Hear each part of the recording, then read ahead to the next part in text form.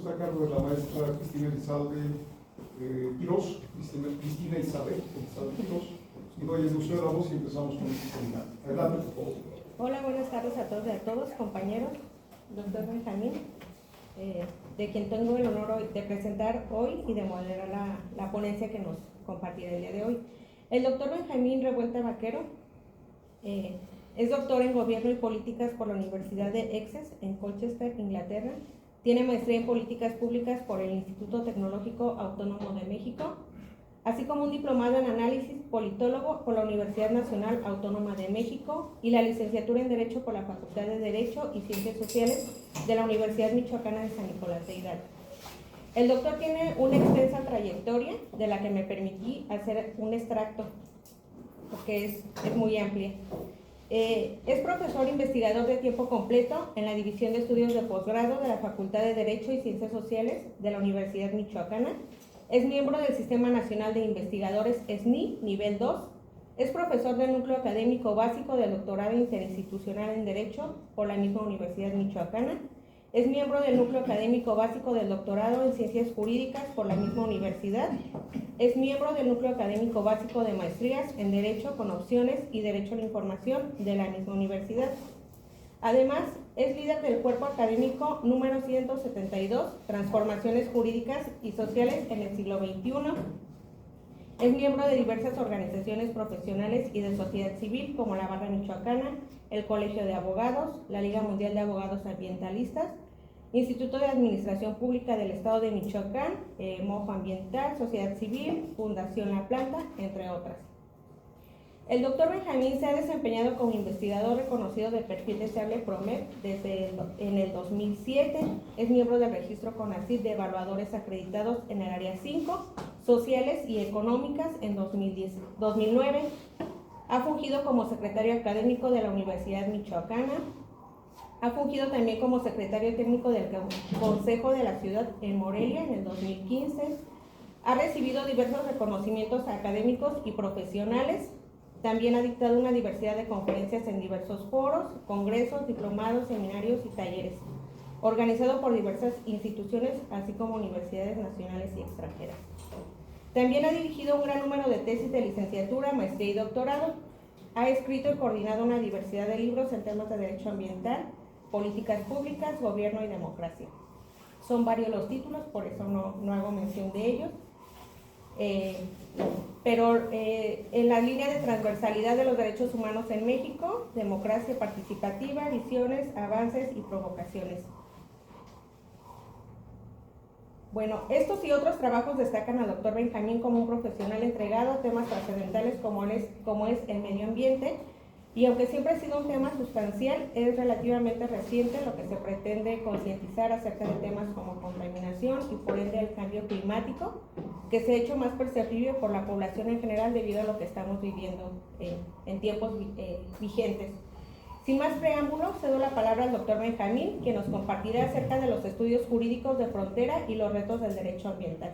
Adelante, doctor. Bien, muchas gracias, Cristina. Gracias a la invitación del doctor Carlos Rodríguez. Siempre me da mucho gusto venir y pues hacer un intercambio de ideas con ustedes. Ahora de acá para allá, hace días tuvimos a Nacho como ponente en una de mis sesiones y pues esta es la esencia misma de la actividad académica, ¿no? O sea, discutir los temas, presentarlos, someternos al escrutinio de los demás, a las opiniones, a las críticas, ¿no? Hay quienes no quieren presentar sus avances de tesis. No, hay que presentarlos y hay que recibir las críticas, y mientras más fuertes son mejores, porque al principio nos duelen, pero sabemos que nos duele y sabemos cómo protegerlas, ¿no? Pues si no, vamos a vivir en una burbuja y al rato, después de unos años, vamos a decir, ¿cómo escribí eso? Y cómo nadie me dijo nada, ¿no? O sea, qué terrible, ¿no? Y con eso van a vivir toda su vida. Entonces hay que ser muy cuidadosos de lo que hacemos, de lo que escribimos, de lo que decimos, y someternos desde luego al escrutinio de todos los demás, ¿no? No sé, sí, efectivamente no hubo una pequeña falta de sincronía, pero lo podemos resolver sin problema. ¿Cuánto tiempo El que ocupes. Tenemos, El que ¿sí? ocupes, ahí Estamos por a las 10 de la noche. Sí, no hay problema. Traer los tacos y a ver cómo lo hacemos. Bueno, bien, entonces, a ver, yo preparé algo que he venido usando con distintas generaciones, con distintos estudiantes de prácticamente todos los niveles, usualmente maestría y doctorado. Y lo podemos desahogar en los primeros minutos. Puede hacer un recordatorio, son temas así como que vale la pena estar remarcando, estarlos profundizando, tenerlos muy claros porque son como así el ABC, ¿no? El 1, 2, 3. Entonces los preparé, los voy a desahogar rápido y luego pues me someto pues a esta solicitud del doctor Camarena de enseñar el armisticio, ¿no? Todas las armas o todos los proyectos que creo que hay, que son los temas de frontera, algunos de los temas de frontera que están en el campo del derecho ambiental y de los que estoy trabajando un poco, ¿no? Lo primero que preparé pues es la parte como de la investigación jurídica. ¿Qué le pico? Hace ratito sí quería. A ver, ¿ok? Ahí está. Y hago grande por acá abajo. Allá donde están las flechitas al lado del engranaje, donde dice editor. ¿Acá arriba? ¿Por aquí? Ahí, en las flechitas al lado. ¿Ya están? Eso es. Ya está. Bien. Hemos identificado, digamos, 10 aspectos en la investigación jurídica y aquí en esta presentación me ayudó Cassandra, que es estudiante de licenciatura que está haciendo nuestro servicio social. Gracias, pues relevancia, frontera, discriminación, estructura, redacción, soporte, notas a pie, conclusiones, consistencia y revisión. Y me voy muy rápido, la verdad. Lo primero es que creemos que es importante hacer investigación relevante, investigación significativa. Hace unos días estuvimos aquí revisando la planta de profesores, los temas que están planteando los estudiantes de nuevo ingreso a una de las maestrías. Y entonces yo había revisado como 19 títulos y la verdad, aunque peque de honesto, Carlos, y tú yo creo que estás igual que yo, no me emocionó ninguno. O sea, me dijeron, oye, se agarra uno, ¿no? Y los vi los 19 y dije, no, o sea, no hay manera, no. O sea, tendríamos que agarrar uno y darle sesgo. O sea, y en uno de los temas, el doctor Rodríguez dice, no, a ver, igual de claridoso a veces que yo, o yo a veces igual que él, dice, no, a ver, sobre este tema hay 4 tesis en curso. Seco. O sea, muerto. O sea, que ese tema, ¿para qué sirve, no? Un tema de Contraloría, Carlos, ¿te acuerdas? O sea, ¿para qué sirve? Entonces, a ver, fíjense, no siempre es odioso poner el ejemplo de uno, pero yo cuando llegué a Inglaterra le planteé mi tema a mi director. Dijo, a ver, pues tienes que checar lo que hay escrito sobre el asunto. O sea, esa es la primera chamba, ¿eh? ¿Qué está escrito sobre el tema? Es un doctorado. O sea, insisto que es un doctorado porque tenemos que hacer una aportación al conocimiento. Una aportación al conocimiento. Entonces me dicen, eso, oye, a ver, chécate lo que está escrito del tema. O sea, todo lo que huela a tu tema, tienes que checar. Le doy un reporte como al mes, no. A ver, ve y checa tales archivos, ve y pide la información, esas tesis que no has conseguido que te las pidan a la Comunidad Económica Europea, que estas de Estados Unidos que te las pidan. Bueno, no les hago el cuento largo, tardé cerca de un año pasado checando materiales. Un año y más, de tiempo completo, yo no tenía otra cosa que hacer. Tiempo completo checando materiales, para encontrar la beta, para encontrar lo que quería decir, para encontrar que lo que yo iba a decir, nadie lo había dicho. Era diferente a todo lo que se había dicho y a todo lo que se había escrito. Es el reto. Entonces, una de las chambas que ustedes tienen Si no lo han hecho, o si ya lo han hecho, vuélvanlo a hacer. Métanse a los buscadores y pónganle las palabras clave que tengan que ver con su asunto. Y asegúrense de que nadie les va a decir, oye, ¿ya checaste a López? Oye, ¿ya checaste a tal? Pues ya lo chequé. Y el tema de él es este, y no es el mío porque yo voy a decir esto y esto. ¿Sí? Y si su tema es un tema que admite un conocimiento universal, pues chequenlo en inglés.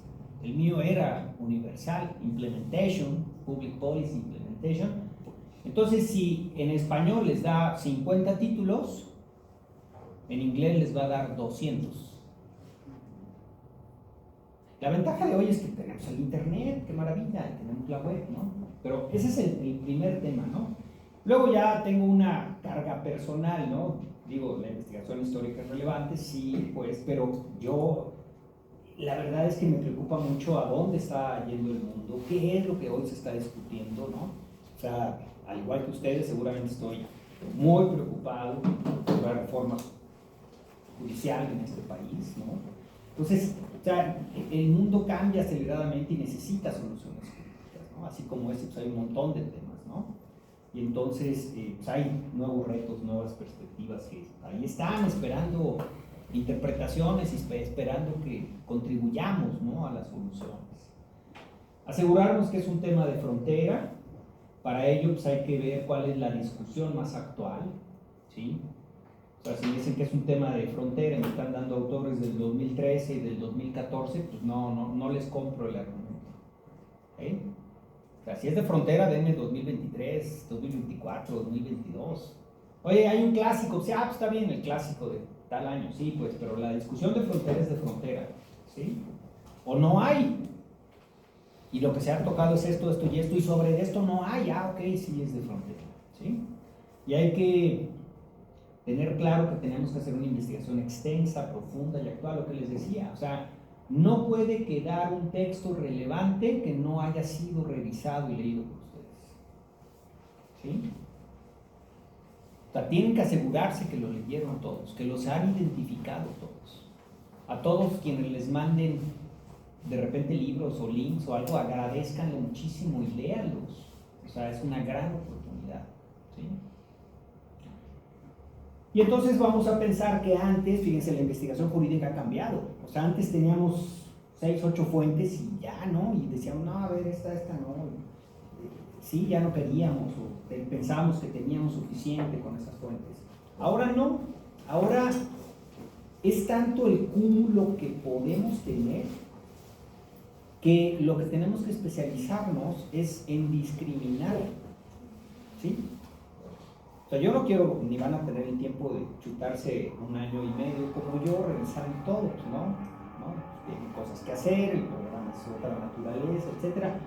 Pero tienen que hacer lecturas rápidas, o sea, 3 mecanismos de discriminación: título, resumen y conclusiones. O sea, lo que yo le llamo un sobrevuelo, ¿no? O sea, checan que es, a ver, ¿esto suena bien? Sí. A ver, resumen, ¿qué dice? Ah, pues que sí. Me voy a las conclusiones. ¿Qué concluyen? Ah, sí me interesa, ¿eh? Este sí me interesa, lo mando a un archivo, ¿no? O lo anoto, el mecanismo que ustedes quieran. No me interesa, fuera. El checo, 40 al día, 30, o los que sean, ¿sí? Muchos. Y sigo buscando.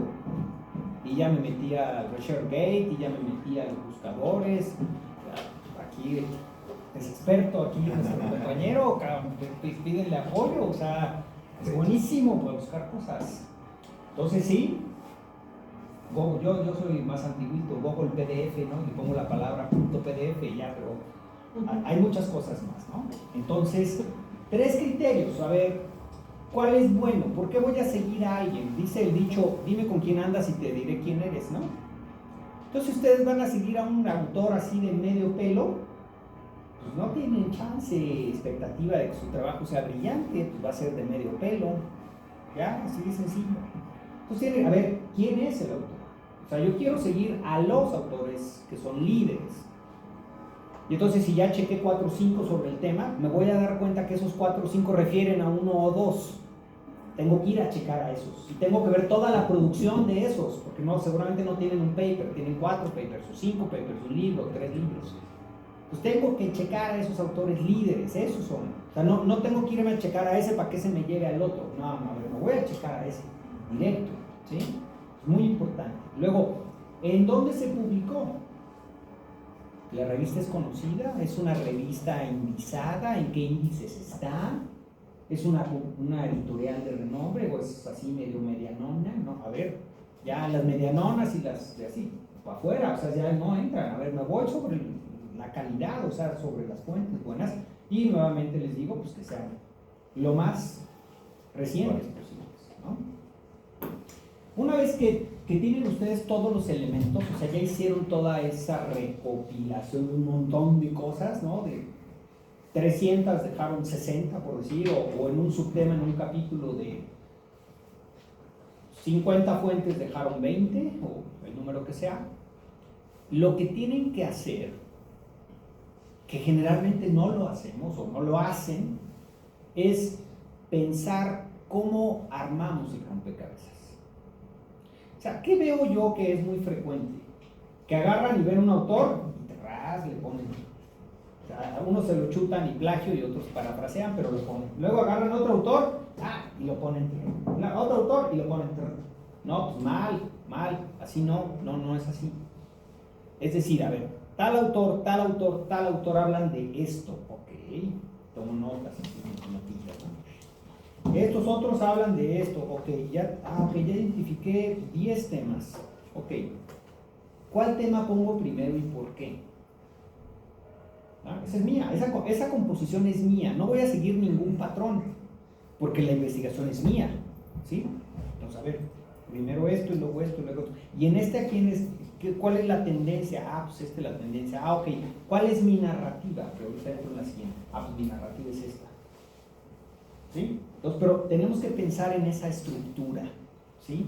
No es lo mismo, No es lo mismo poner 1, 3, 7, 8, 3 o 1, 3, 7, 8, 4, 6 que 1, 2, 3, 4, 5, 6. O sea, no es lo mismo.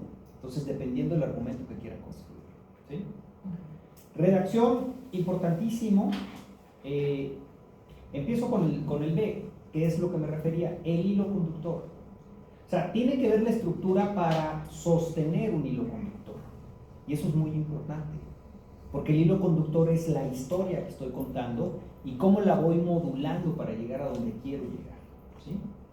Y de paso, pues la construcción de oraciones y ortografía. Yo insisto y siempre estoy muy latoso en esto, y no es una clase de español, pero en la medida que no construimos oraciones correctas, estamos perdiendo claridad, estamos perdiendo contundencia, estamos perdiendo la forma de expresarnos y de volver al tema y de argumentar. Entonces, acuérdense, la oración es sujeto, verbo y predicado.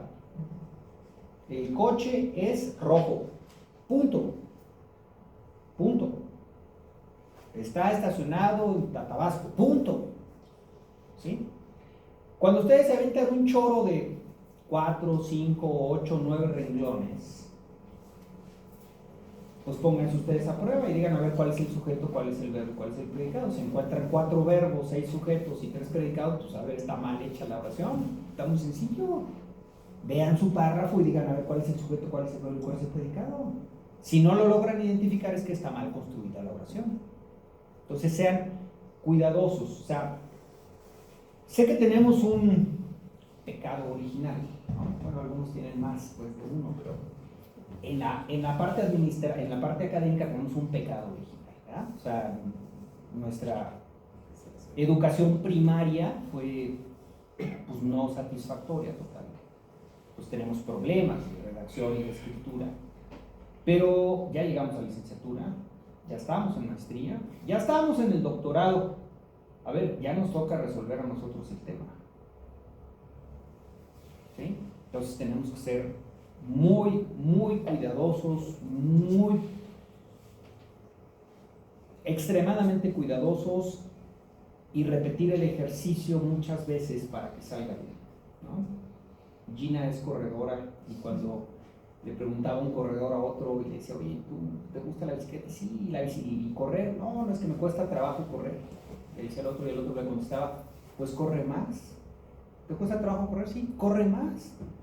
O sea, no vas a ser bueno corriendo si no corres más, ¿no? Entonces no vamos a ser buenos redactando si no redactamos más. O sea, no va a haber un día en que se levanten y digan, ya voy a redactar bien. O sea, hoy estoy iluminado. No.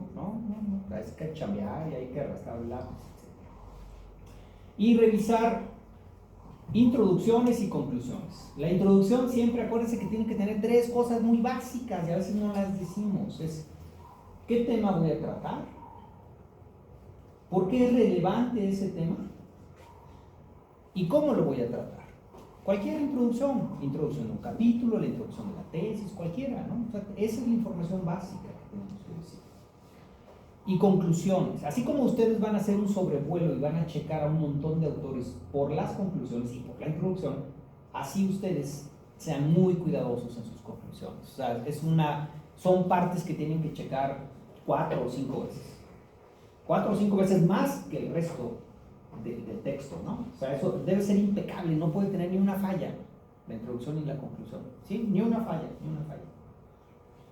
Soporte, pues esto ya lo saben, cualitativo y cuantitativo. Si es cuantitativo son datos, si es cualitativo son referencias o citas.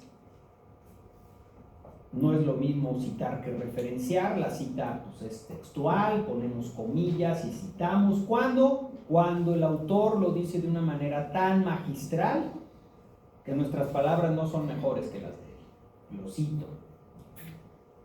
Y cuando no, lo referencio, ¿no? Digo como fulano, tal, dice tal, y yo hago el argumento, ¿no? Y tenemos 3 razones para citar o para referenciar. La primera es porque me voy a adherir a lo que diga el autor. O sea, yo ya consulté al que es líder y todo el mundo lo cita. Pues yo también lo cito y digo, pues es que fulano tal dice que esto y tal, entonces en ese sentido vamos a construir esto.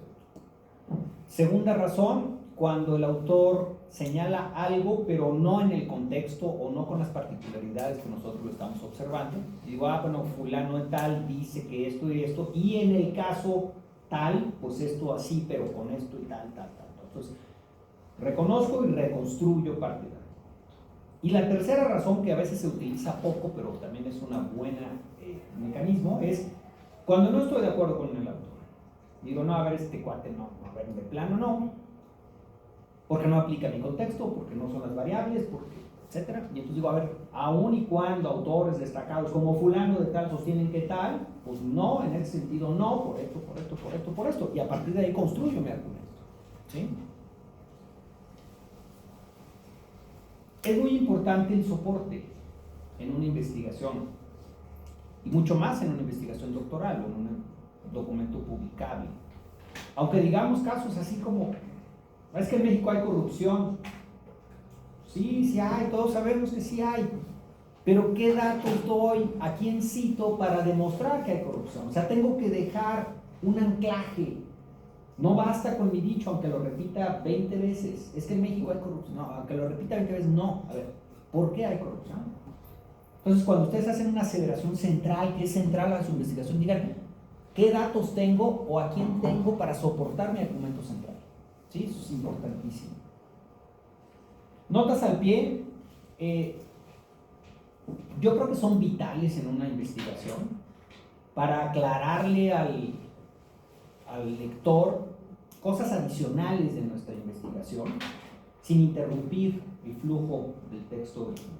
¿Sí? O sea, algo que decimos que es importante, le damos más información en nota de pie. Y por eso yo en lo personal creo que la metodología APA7 o Harvard es muy efectiva, porque no gasto mis notas de pie en citar autores, ¿no? No, lo cito en el propio texto rapidísimo con el apellido y el año de la obra y vámonos, ¿no? Y las notas de pie las dejo para lo que deban de hacer. Pero esto sé que no es un poco complicado porque a veces algunos otros colegas tienen otras metodologías, pero esto será cuestión de que ustedes lo revisen. Lo que sí les puedo decir es que cuando quieran ustedes publicar en una revista indizada o una revista de calidad, generalmente estas metodologías son las que rifan.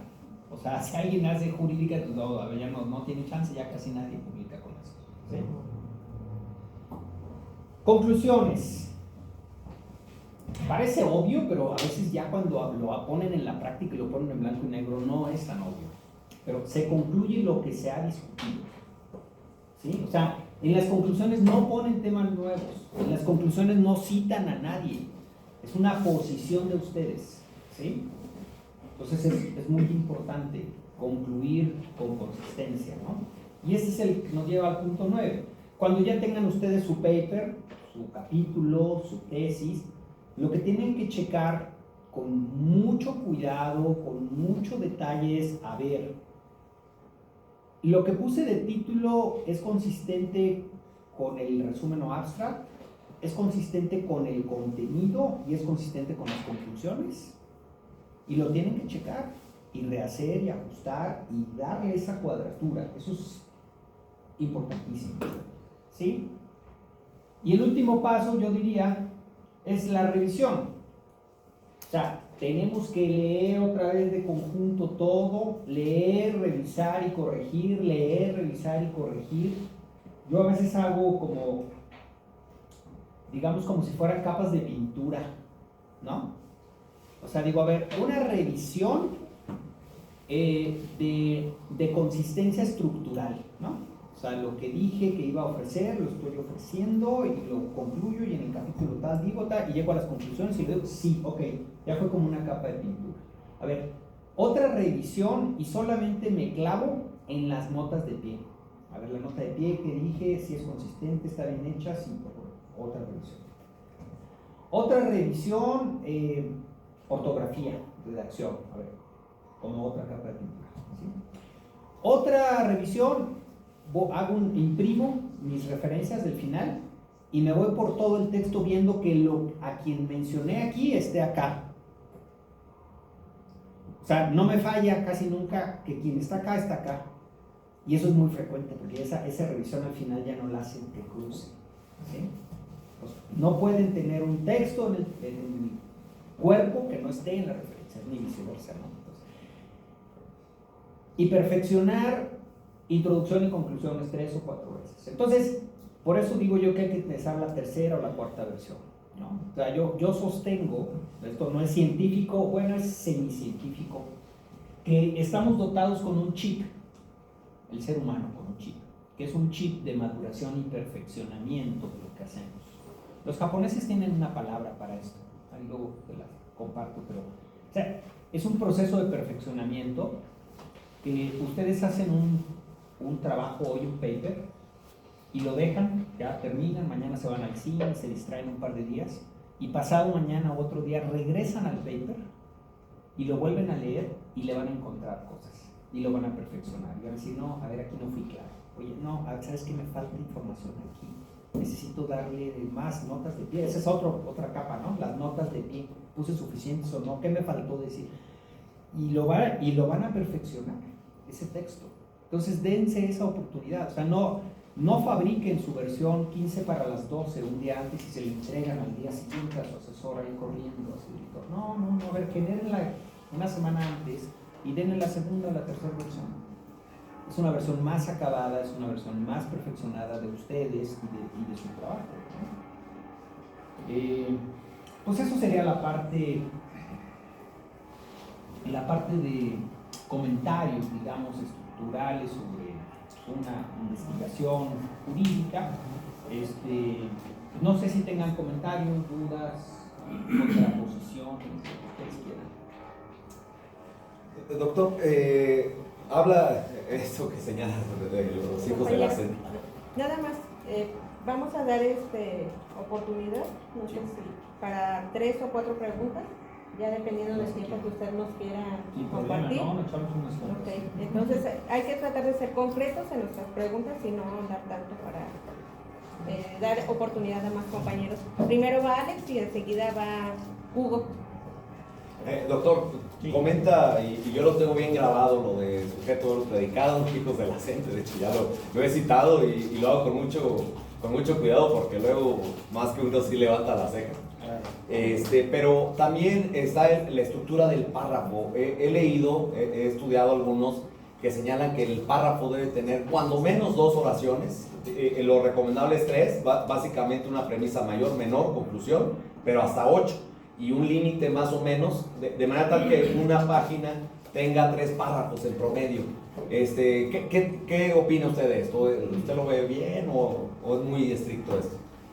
Se me haría no fácil determinar un número de oraciones para definir un párrafo. Lo que sí creo, y lo uso y lo hago y lo recomendaría, es que en un párrafo tocas una idea y cuando cambias de idea hay que cambiar de párrafo. ¿Sí? Si la idea fue muy larga, ok, divídela en 2 o 3 párrafos, ¿no? Y entonces ya utilizas algunas entradas, ¿no? O muletillas o algunos conectores, como lo hemos visto arriba o como se mencionó anteriormente, ¿no? Y ya sigues con la idea en el párrafo siguiente. Pero la regla que yo podría decir es, cuando cambias de idea, cambias de párrafo. ¿Sí? Muchas gracias, doctor. Hugo.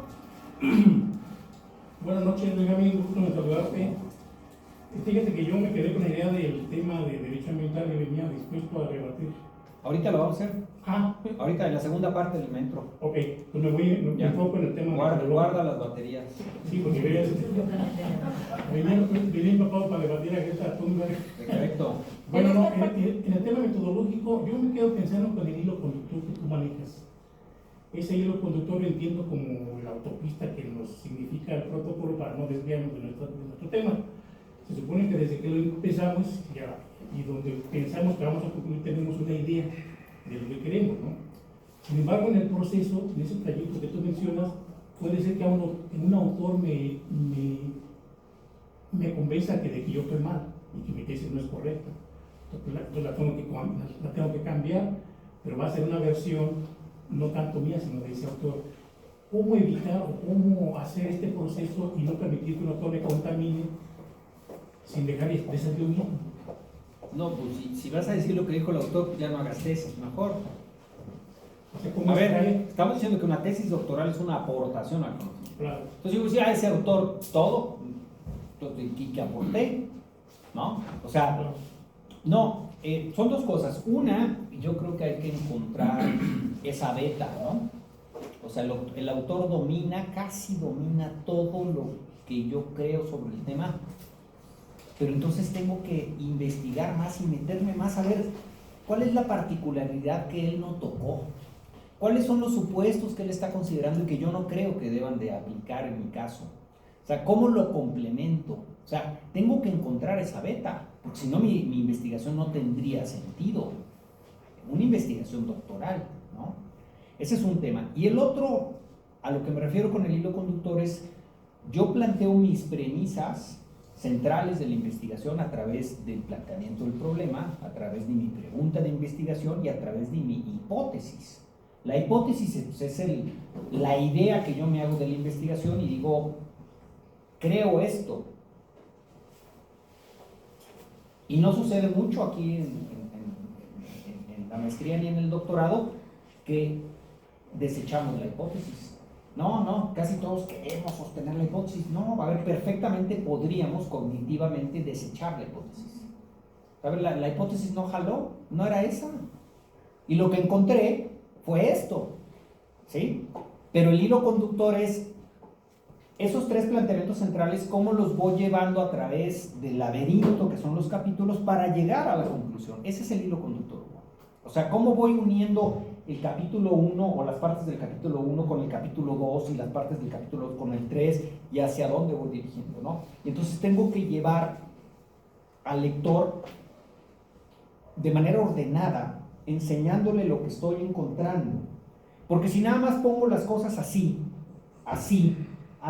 va a aparecer un copy-paste y el cuate va a decir, bueno, ¿y por qué está discutiendo en el apartado 2.3 esto? ¿Esto qué tiene que ver con lo otro?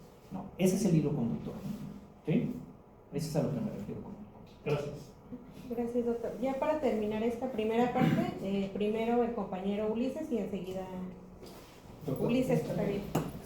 Doctor, fíjese que a mí me pasa mucho como que luego sí me Me atrapo mucho con algunas cuestiones por unos comentarios que nos hicieron en los cursos de introducción, aquí en el doctorado. Y es, por ejemplo, y ahorita usted nos comentaba algunos datos que nos pueden servir como para citar. Y luego me agarro y empiezo a escribir quizás cosas que he leído y que a lo mejor no hay tanta controversia y pues uno la desarrolla más o menos pues como uno va creyendo, ¿no? Pero luego sí puede ser que me pase, no sé, 2, 3 páginas sin citar, pero digo, no, como que siento que hace falta por aquí una cita, y luego digo, pues es que nos comentaban, por ejemplo, pues algunas cuestiones que, por ejemplo, algo de historia, que pues a lo mejor uno dice, pues en 1910 fue la revolución, algo así, ¿no? Pero sabes que eso es como del dominio público, como que no es necesario como estar citando esas cosas, ¿no? Creo yo. Pero luego digo, no, pero ¿de dónde saqué yo la información? O sea, no sé si me explico, o sea, como que luego me encuentro como confusiones al momento de citar, o sea, no sé exactamente si tengo que citar mucho, tengo que encontrar fuentes de lo que yo estoy diciendo, sí o no, hasta dónde.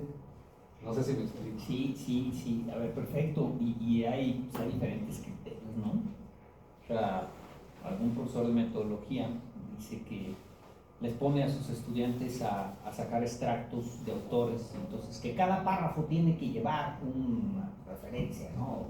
No necesariamente, pues dependiendo del argumento que estés haciendo, ¿no? O sea, si tú tomas, fíjate, eso sería una manera, ¿no? Robles señala que Pérez señala que Rodríguez señala que ¿sí?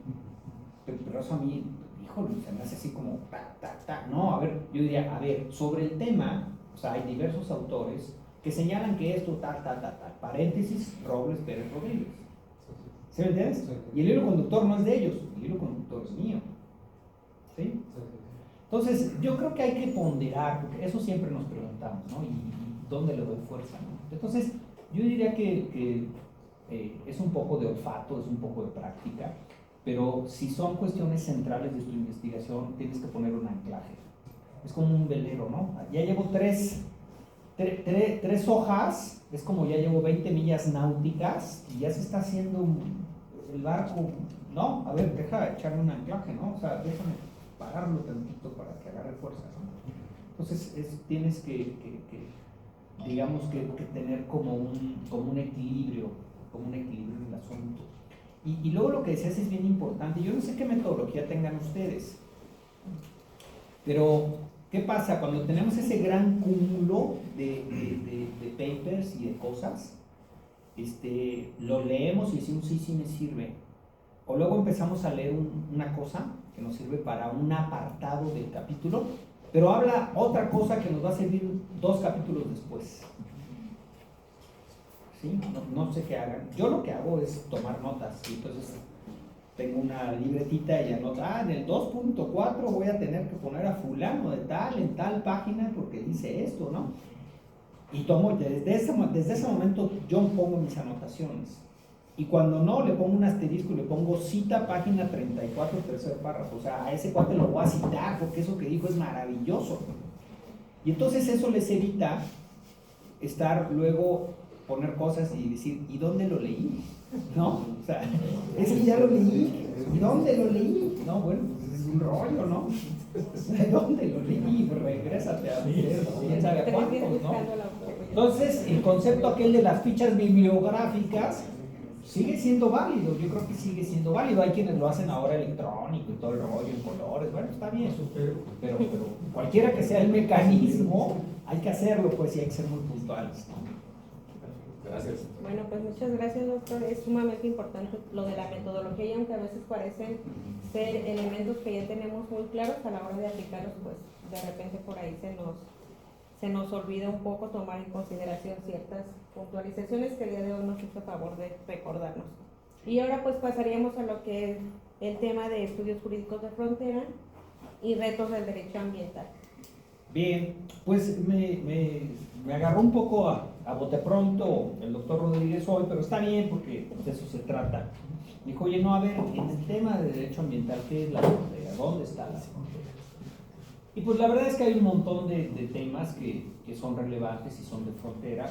Yo traigo identificados 4 que son sobre los que estoy trabajando y voy a trabajar, o que he dejado puntualizado, uno de ellos lo he dejado puntualizado en una publicación y que no he vuelto a él.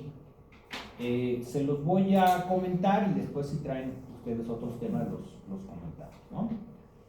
El primer tema es que en el asunto ambiental el concepto del interés ha cambiado de una manera muy importante.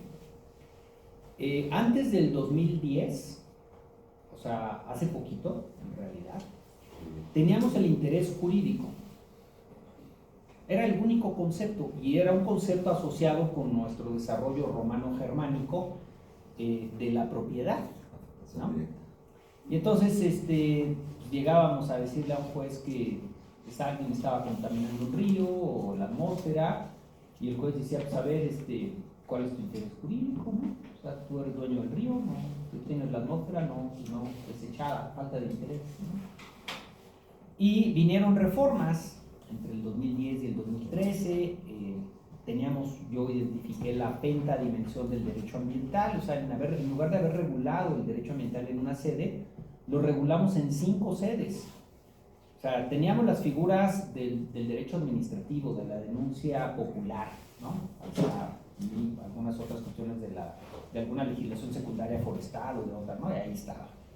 Luego regulamos las acciones colectivas, y las acciones colectivas las regulamos en el Código Civil, cuando no eran civil, en realidad eran como de temas de bienes públicos, ¿no? Pero bueno, se definió que ahí están las acciones colectivas.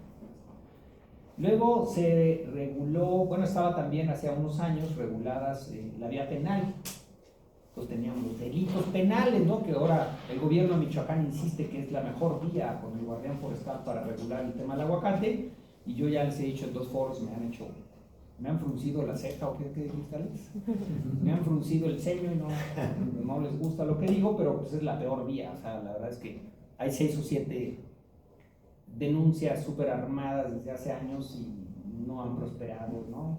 Ahora que les dijeron a los ministeriales cuáles, las imágenes de cuáles no cumplen con algunos requisitos, están yendo a las huertas a pedir de 300 a 500 mil pesos y ya están haciendo extorsión. O sea, a ver, o sea, no, por favor, no, o sea, eso no sirve, no sirve. Entonces, bueno, ahí estaba la vía penal.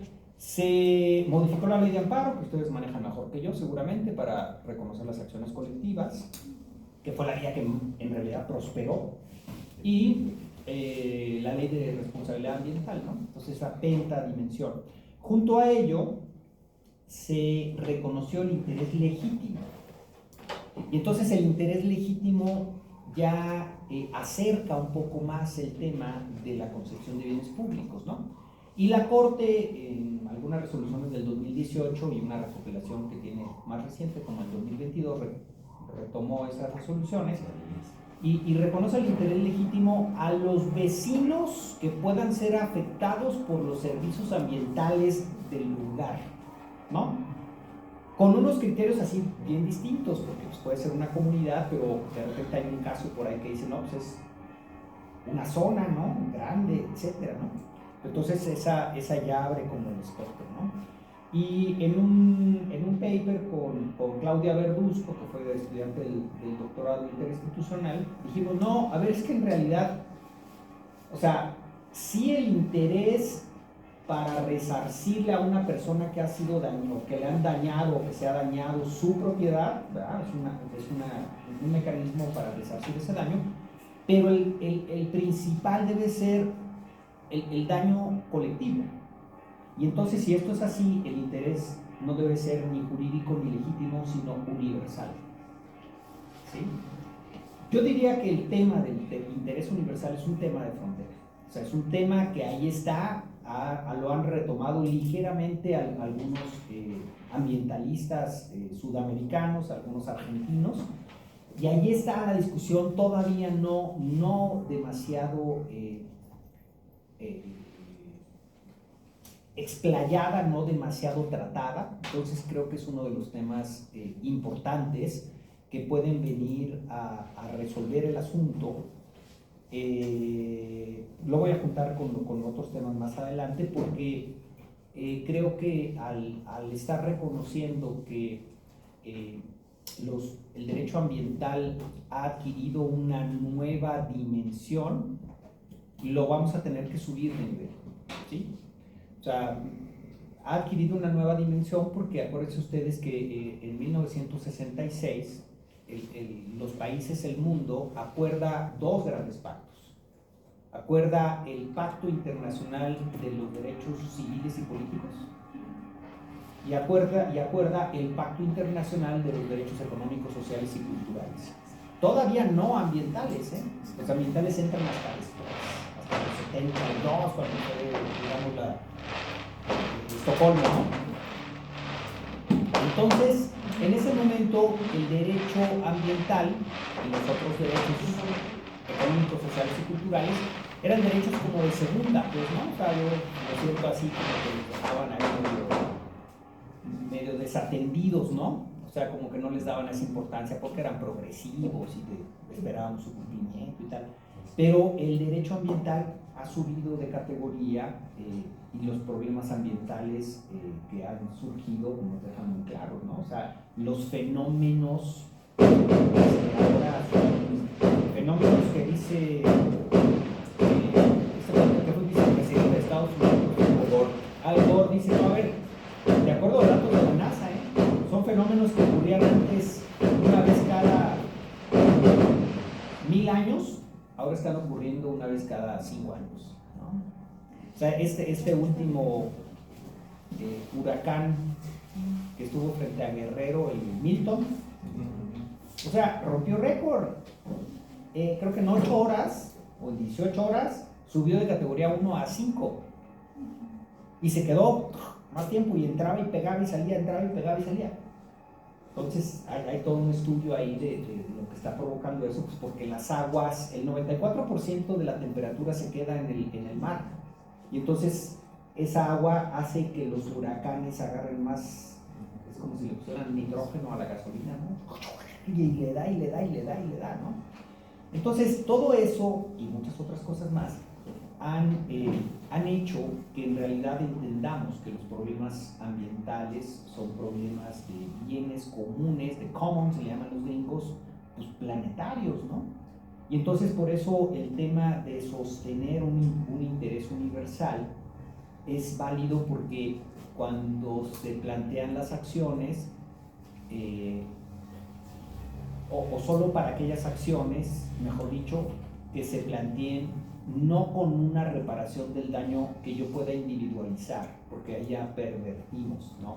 Sino que sea una reparación del daño común, ¿no? Entonces tendría sentido, ¿no? Entonces creo que es un tema importante, es un gran tema, está ahí, pues como uno de los temas de frontera que yo tengo en el radar, ¿no? Si tienen alguna duda me tienen en cualquier momento, ¿no? Sí, adelante. Doctor, ¿qué tal? Buenas noches. Una pregunta, en esta construcción como del discurso político en torno a las cuestiones ambientales, ¿cuáles son las novedades de la ecología, la biología, la geografía, por ejemplo, que se integran en la composición de una defensa del medio ambiente puramente jurídico? O sea, ¿en qué nivel se encuentran las ciencias para empatarse en el mismo sentido, que puedan conjugarse y construir asimismo diferentes enfoques que vayan en pro del cuidado del medio ambiente y con lo que usted está diciendo? No, pues total, ¿no? O sea, toda esta argumentación, digamos, que nos la dan los estudios especializados, los geólogos, los biólogos, etcétera, de qué está pasando, cómo funcionan los seres vivos, cómo funcionan los ecosistemas, cuáles son las relaciones que hay, pues son en realidad un insumo importantísimo para hacer una argumentación jurídica, ¿no? Eso sirve digamos, de reforzamiento importante, ¿no? Yo hice justamente, es el tercer tema que voy a tratar, pero lo adelanto nada más esta parte, una recopilación de los estudios técnicos que han hecho biólogos, geólogos y otros científicos de la UNAM y de la Michoacana y de otras universidades sobre los impactos ambientales del aguacate. O sea, yo en mi percepción jurídica no lo había podido haber hecho, ¿no? O sea, estos cuates están señalando cuántas toneladas de CO2 capturan los pinos, por ejemplo, el pino tradicional michoacano, y cuántos captura el aguacate, ¿no? O cuántas toneladas de oxígeno libera uno y otro, ¿no?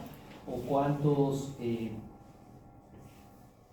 litros de agua, por decir, consume un pino tradicional y un aguacate, ¿no? Y entonces eso sirve de sustento. ¿Y qué está pasando con las cadenas de la biodiversidad cuando son monocultivos y cuando no son monocultivos? O sea, cuando hay una zona de colchón, digamos, de biodiversidad para que transiten las especies y se reproduzcan las abejas. Dicen, por ejemplo, que hay una región ya en Tacámbaro que están teniendo serios problemas porque bajó la cosecha de miel de una manera dramática. Pues ya no hay abejas, ¿no? Entonces ahora están alquilando panales de abejas para llevar a lugares, ¿no? Para ayudar a la polinización, etc. Entonces, todos esos insumos son fundamentales para construir los argumentos jurídicos, ¿no? Sí. Yo solo un pequeño aporte, el tema del interés legítimo, y justo porque acaba de renunciar este juez Gómez Fierro el jueves, que él hizo una sentencia de corte administrativo, basó un poco la protección de los derechos del consumidor cuando la ley de la industria eléctrica que se quiso, que dictó suspensión, una suspensión provisional a una empresa y la amplió al resto para proteger a los consumidores, y tuvo justo antes, 2 días antes de la sentencia, que dictara la sentencia, dio un curso en la corte de amparo, no recuerdo, y lo explicaba muy bien. Creo que es un autor práctico, un juez, que además renunció por el tema de la reforma judicial, pero creo que trae algunos elementos buenos y ha escrito, y creo que hay que retomarlo y hay que rescatarlo, porque además está yendo con la frente en alto, ¿no? De la corte. ¿Gómez Fierro? Gómez Fierro. Bien, gracias. Bien, el segundo tema es ¿hasta dónde las resoluciones judiciales? O sea, ¿hasta dónde las resoluciones judiciales? Entonces, hace unos años, cuando el ministro Cosío estaba en la corte, la discusión, ahora es la contraria, ¿no? Pero la discusión en aquel momento era el tema del gobierno de los jueces. ¿Se acuerdan? Sí. Y hay toda una discusión ahí de pues, hasta dónde las resoluciones judiciales y tal. Y entonces tenemos casos importantes. A ver, el río Atoyac es un río que cruza por varias ciudades, estados, pero cruza por Oaxaca. Y entonces el río está pues, así como nuestro río chiquito que también cruza por Morelia, bien contaminado. ¿Sí? Igual que el 90% de los ríos de este país, ¿no? Se han utilizado como drenajes a cielo abierto, ¿no? Entre otras cosas, que avientan muchos químicos y muchas otras cosas. Y entonces hubo un grupo de organizaciones y ciudadanos que pues, fueron y plantearon una serie de acciones ambientales. Y digo, no los quiero abrumar con detalles de fechas técnicos y tal, pero la trama va más o menos así. El juez resuelve y dice, sí, a ver, hay que limpiar el río.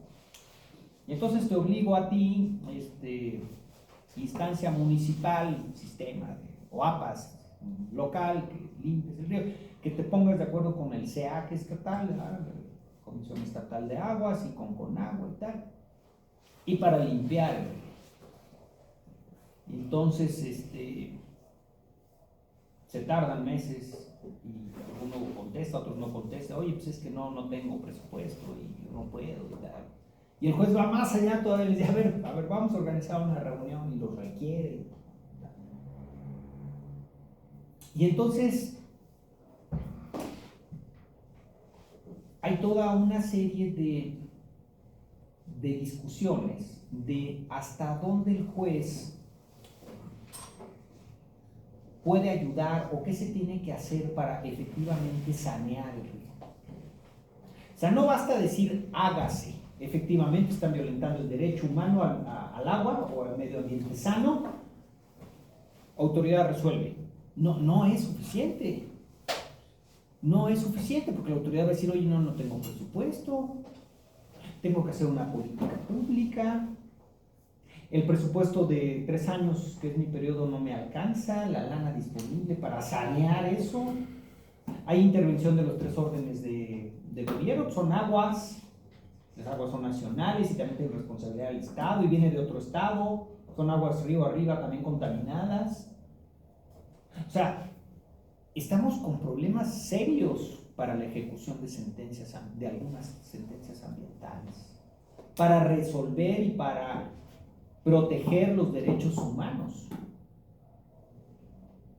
Hemos avanzado, sí. En México, les digo, estuvimos resolviendo el asunto, planteando esas 5 vías, la pentadimensión del 2010 al 2013. En el 2018 la Corte emite una serie de resoluciones y después otras tantas, las recopilamos en el 2022 también. El derecho humano a un medio ambiente sano era reconocido en función a otros derechos. Era reconocido en función a la salud o era reconocido en función a la vida y al medio ambiente, ¿no? Hay una opinión consultiva del 2017, la opinión consultiva 23-2017 de la Corte Interamericana. Dice, no, a ver, no, fíjense, el derecho humano sí tiene importancia y tal, ¿no?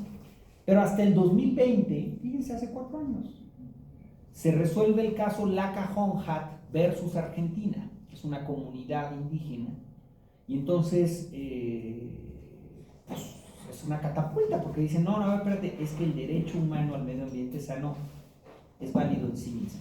O sea, no necesita estar asociado con nosotros, al contrario, necesitamos proteger este derecho humano porque protegiendo protegemos la vida y protegemos la salud y otros. ¿Sí? Entonces cambia el paradigma. Hay un reporte del relator oficial de las Naciones Unidas en el 2018 que dice, sí, tiene que reconocerse el derecho humano. Se nos cruza la pandemia y entonces no resuelve, creo que es el Consejo de Derechos Humanos de la ONU hasta el 2021 y dice, no, sí, a ver, el derecho humano al medio ambiente sano debe ser válido por sí mismo. Y hasta el 2022 la Asamblea General de la ONU reconoce el derecho humano al medio ambiente sano. ¿Sí? O sea, ¿qué les quiero decir? Pues que estamos realmente en una etapa temprana para resolver el cúmulo de cosas que se están presentando, ¿no? Y por eso, pues eso está padre, porque a diferencia de otros temas, pues aquí no hay mayor cosa escrita, y entonces los temas son de frontera. Los temas son de frontera porque son nuevos desafíos que estamos viviendo en nuestra protección ambiental, en la protección del derecho humano al medio ambiente sano. Las resoluciones judiciales han ayudado, la que más, les digo, de las 5 dimensiones que identificábamos, pues la del amparo, la constitucional, es la que más sobresalió, pero es insuficiente porque ya estamos llegando a resoluciones que encontramos una complejidad para su ejecución, ¿no? Entonces tenemos que encontrar algún mecanismo que permita transitar, ¿no? ¿Sí? Fijando responsabilidades a los funcionarios, estableciendo obligatoriedad. A ver, si estamos estableciendo obligatoriedad para que las comunidades indígenas puedan manejar su presupuesto, a ver, ¿por qué no vamos, Nacho, tú eres experto en eso, ¿por qué no vamos a poder establecer una obligatoriedad para que los organismos responsables dediquen una parte del presupuesto a sanear tales y tales cuerpos de agua? A ver, pues también, o sea, en esa lógica también se puede hacer el asunto, ¿no? O sea, pero esto no está todavía resuelto, ¿no? Entonces tiene un montón de aristas que se pueden estudiar y resolver, ¿no? El tema 3, estoy trabajando en un paper que se llama From Environmental Harm to international claims and crimes. O sea, del daño ambiental a los reclamos internacionales y crímenes internacionales. ¿Sí? Y es el tema del aguacate, ¿no? O sea, el tema del aguacate está sustentado, di una rueda de prensa con como 60 fuentes de consulta sólidas y mostré cuáles eran los impactos ambientales que se estaban generando en el tema del aguacate y tal, ¿no? Invité a PEAM, desde luego, invité a las autoridades, vino Alejandro Méndez,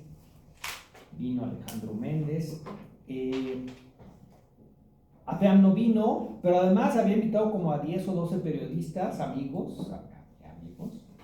y resulta que no pudieron venir, y casualmente APEAM había pagado una pauta de medios de comunicación muy intensa, como 15 días antes y 15 días después, ¿no? Entonces, de alguna manera, ese día tuvieron que ir a dejar al niño a la guardería y no alcanzaron a venir. Entonces, no hubo ninguna cobertura mediática, algunas notas pequeñitas, pero por alguna razón hubo cobertura o se enteró el equipo de Carmen Aristegui y me hicieron una entrevista y entonces eso detonó el tema y tuvimos mucha cobertura nacional e internacional incluso, ¿no? Sobre el tema y se propagó, ¿no? Y con varios de esos elementos se presentó una petición en el marco del TECMEC sobre el tema del aguacate, que pues ha servido así como de punta de lanza para picarle las costillas a las autoridades estatales para tomar varias medidas, entre ellos sacar una certificación ambiental que están promoviendo, creo que muy desarticulada porque es voluntaria, y si es voluntaria pues ya no sirve. O sea, a ver, no puedes decir que nada más unos cuantos son los que van a soportarse, ¿no? La industria está generando impactos ambientales. Ese tema de los impactos ambientales también está documentado por un estudio de la OCDE que habla de las externalidades ambientales de la producción agrícola y tiene 9 puntos de externalidades y el aguacate cumple con los 9 puntos de externalidades. Y el tema pues está ya, por eso de un daño ambiental ha subido a una queja internacional, que es este tema del TECMEC, que está vivo. Se presentó esa petición y luego el procedimiento señala que se le pide un informe a México. México emitió un informe totalmente desarticulado, la verdad es que hasta pena da leerlo, porque algún asesor, supongo yo, de Semarnat le pidió un informe a todas las instancias que consideró que tenían algo que ver con el aguacate. Le pidió un informe a Conagua, le pidió un informe a Profepa, le pidió un informe a Michoacán, le pidió un informe a SADER, le pidió un informe y los pone, así como les dije que no había que hacer las cosas, así los pone uno, otro, y entonces lo que dice este se contrapone con lo que dice este, y lo que dice este se contrapone con lo que dice este. Terrible. Y piden como 20 veces que se deseche la petición. Eso sí lo piden a cada párrafo, así como. Y por lo tanto se debe desechar la petición. Y el secretario técnico dijo, no hay información suficiente, más bien pedimos una expediente de hechos, un expediente de hechos. Lo cual entiendo yo que en los temas del derecho internacional le resulta muy incómodo a un Estado, o sea, porque se someten pues, a un escrutinio y les resulta incómodo y tratan de evitarlo. Hay plazos para muchos de los procesos de las partes, pero para ese tema no hay un plazo. Entonces lo han estado bateando un poco, pero seguramente ahora que ya cambiaron las autoridades de México y las 2 semanas próximas cambiarán los de Estados Unidos, o ratificarán a los que están, retomarán esos casos, porque también ahí está el tema del Tren Maya, que es un asunto que ellos lo visualizan así como muy delicado, ¿no? Entonces, el asunto está abierto. En el Inter, también como una international claim, hizo un par de reportajes, una organización que es importante, Climate Rights International, y lo cubrieron el New York Times y lo cubrió Washington Post y otras, ¿no? Ya ha hecho tal, ¿no? Entiendo que vino hace poco y la nota de prensa del gobierno del estado dice Climate Rights está de acuerdo con la certificación, pero ya leyendo realmente con detalle dice que el cuate que vino dijo no, a ver, es que lo que necesitamos es transitar hacia una certificación obligatoria, ¿no? O sea, porque no puede ser voluntaria. Pero además de voluntaria, el otro problema severo es que dicen es que de acuerdo a las imágenes satelitales, tal predio antes del o después del 2018 o antes, el año clave es el 2018. Dice, antes era bosque y ahora es huerta de aguacate. ¿Sí? Entonces vamos a presentar una denuncia penal. ¿Sí? Entonces tienen un listado, como, no sé, 370 y tantas, el gobernador había dicho que 600, no sé el número exacto, pero muchas, y pues eso será un cuello de botella, y es un cuello de botella. Les digo que hay un cuate que le ha estado dando seguimiento a dos, perfectamente hechas, perfectamente documentadas desde hace 6 o 7 años, y no ha pasado nada. O sea, creo que ni siquiera las han consignado, ¿no? O sea, no las han. Entonces, no hay ningún antecedente. Pero además, las fiscalías no tienen la capacidad operativa para atender ese cúmulo de denuncias. En territorio pues, va a estar complicado llegar en su camionetita a los inspectores, ¿no? Ya me imagino llegando a las puertas que son de quién sabe quién. Entonces, no hay chance. O sea, la vía penal no tienes ninguna posibilidad de que eso camine. Pero además, pues esto es muy estilo de la 4T, y si alguien es de la 4T, discúlpeme lo que voy a decir, pero mandaron un oficio a los empacadores y les dicen, el flamante secretario, mi amigo el Cuacho, bueno, el señor doctor Alejandro Méndez, para nosotros el Cuacho, mandó un oficio y les dice, oigan, en virtud de que hay una denuncia penal, le pedimos que no compre aguacate de estas 300. Dijo, oye, ¿y dónde está el debido proceso? ¿Dónde está la presunción de inocencia? No, es que está claro, aquí está, mira, mi cambio. No, a ver, espérame. Pero tú no les puedes imponer una sanción o la sola presentación de la denuncia penal. Tendría que haber una resolución. O sea, tú estás combatiendo una ilegalidad con otra ilegalidad. Le dije, a ver, no, esto no camina así, no está bien, pues, ¿no? Entonces, pues, se valora el esfuerzo del gobierno del Estado. O sea, hay quienes dicen, no, hombre, es nada más, le llaman los gringos greenwashing, ¿verdad? O sea, se quieren pintar de verde, ¿verdad? Y quieren aparecer en la foto. Yo no sé, pero quizás sea un acto de buena voluntad, pero no es así, ¿no? O sea, yo creo que más bien que los otros, que los que presentaron el tema de la petición, pueden tener un espectro mejor, porque debe ser un mecanismo de mercado. Un mecanismo de mercado. O sea, ¿para qué te vas por la vía penal y le das y ¿cómo están las fiscalías de corrupción, hombre? No, a ver, un mecanismo de mercado.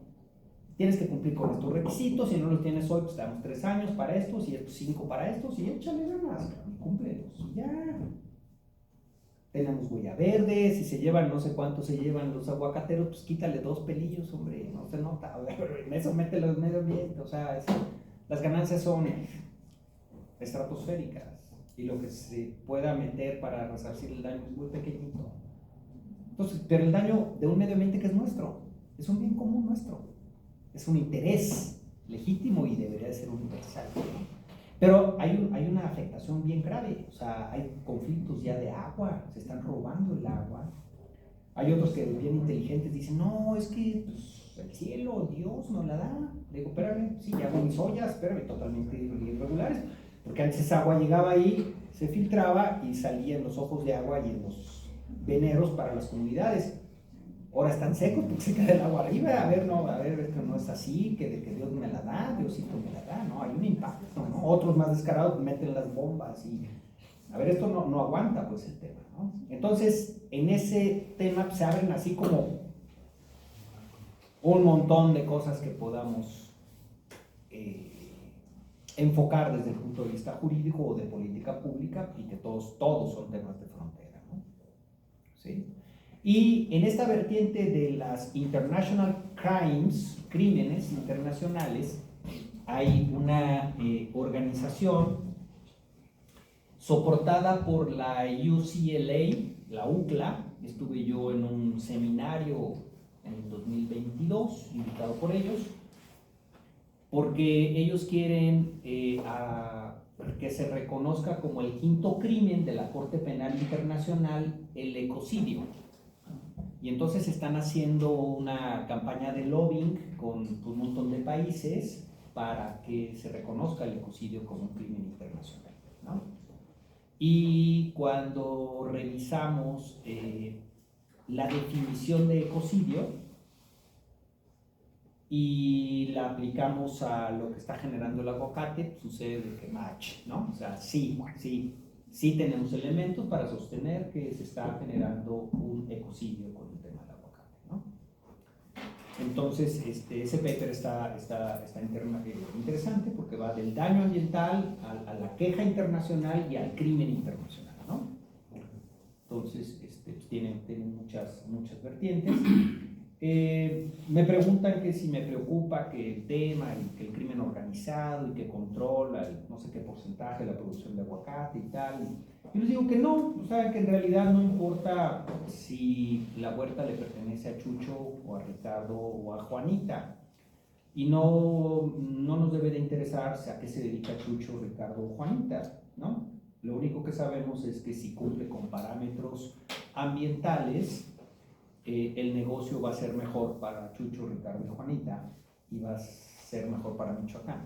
Entonces a Chucho, a Ricardo y a Juanita les interesa o les interesaría que tengamos una protección ambiental o que sea un producto sostenible porque pues, es mejor para todos, ¿no? Solo que no se los han explicado, ¿no? O sea, yo creo que ese es el tema. Entonces, lo que ha hecho el gobierno del estado ayuda, pues yo creo que sí podría ayudar.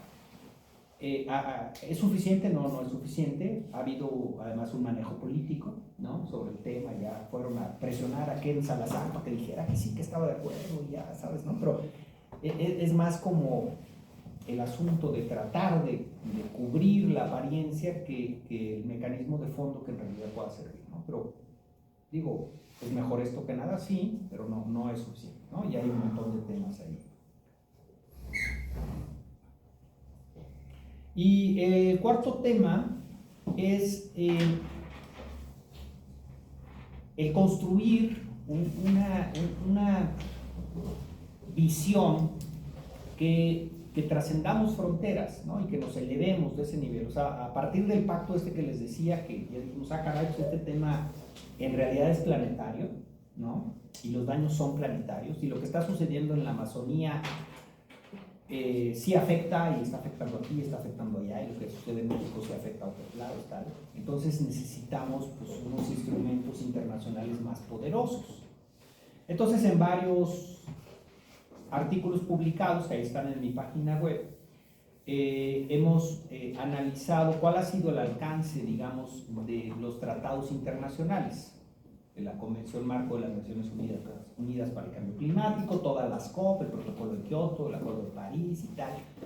Y entonces concluimos que no es suficiente, o sea, que en realidad no hemos llegado a solucionar los problemas. El Protocolo de Kioto era muy ambicioso, pero se salió Estados Unidos, se salió Canadá, se salieron varios poderosos que hacían una gran contribución para proteger sus intereses.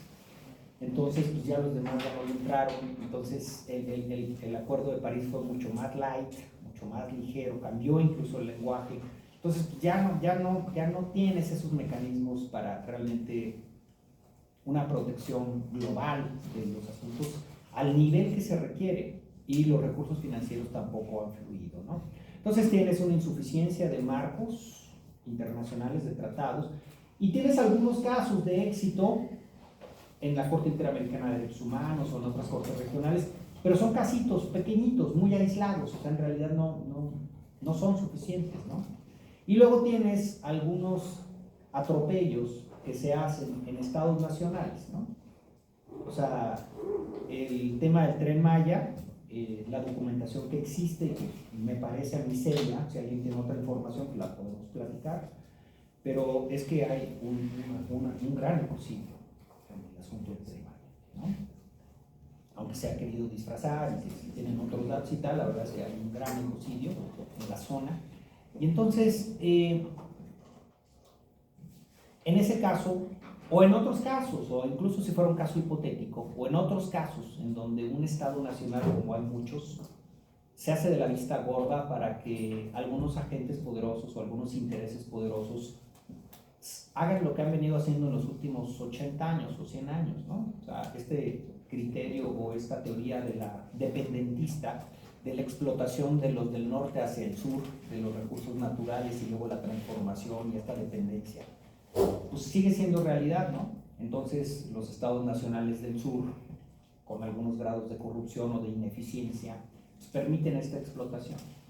Entonces, sean estos casos que les digo, sean otros, el tema es que ¿cómo hacemos para controlar o ponerle candados a los abusos o la permisibilidad de los abusos de los estados nacionales sobre los recursos ambientales de ese país, pero que al mismo tiempo son recursos ambientales planetarios, son commons, o sea, son bienes comunes de todo el mundo?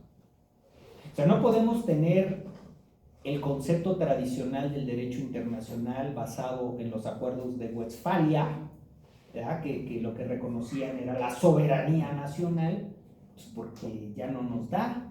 O sea, hay bienes superiores a la soberanía nacional, ¿no? O sea, los ecosistemas, las zonas, pues no reconocen las fronteras políticas, ¿no? Son ecosistemas planetarios, pues, no reconocen estas divisiones artificiales que les estamos imponiendo, ¿no? Entonces, ¿cómo ideamos algo que esté por encima de estos abusos o de esta permisibilidad de esos abusos a nivel del Estado nacional, ¿no? Entonces, pues ahí vamos, sufriendo. He querido contactar a la gente de organizaciones internacionales, del PENUMA, no me pelan. Si alguien conoce a alguien, no se agacho, denme un contacto, porque he escrito muchos correos, no nos pelan, una cerrazón terrible. Y pues ahí andamos en ese tema, ¿no? Tratando de construir con lo que tengamos a la mano, ¿no? Escríbales un Twitter luego. El Twitter a ver si lo contestan. ¿Sí? Es que ahí ya está en exposición. Pues tú que eres bueno, ahora te voy a pedir una asesoría. Porque no hemos tenido éxito, ¿no? Pero es interesante, hay un par de gentes que han escrito cosas interesantes, muy breves, pero interesantes en ese sentido. Uno de ellos del PENUMA, un cuate suizo, y en esa vertiente pues todavía hay un montón de cosas que construir, ¿no? En este asunto, ¿no? Entonces estos serían asuntos, espero Carlos haberle pegado un poco a la expectativa ya con esto. Estos son algunos de los asuntos de temas de frontera, del derecho ambiental que he identificado y que de alguna manera estamos empezando a ver, o sobre lo que hemos escrito un poquito y todavía falta desarrollar más, ¿no? Bueno, pues muchas gracias.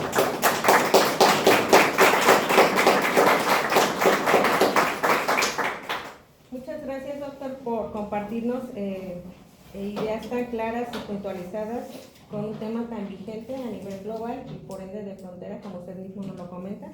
y pues todo ello pues resultado de su constante trabajo respecto al tema de derecho ambiental. Ahora vamos a ceder la palabra a nuestros compañeros para que nos hagan algunas preguntas al doctor. Ahorita van 5 personas y yo creo que con eso sería suficiente. Va primero Memo, Eder, Abimael, Isa y Gina. ¿Quién? Sí, Memo es el primero.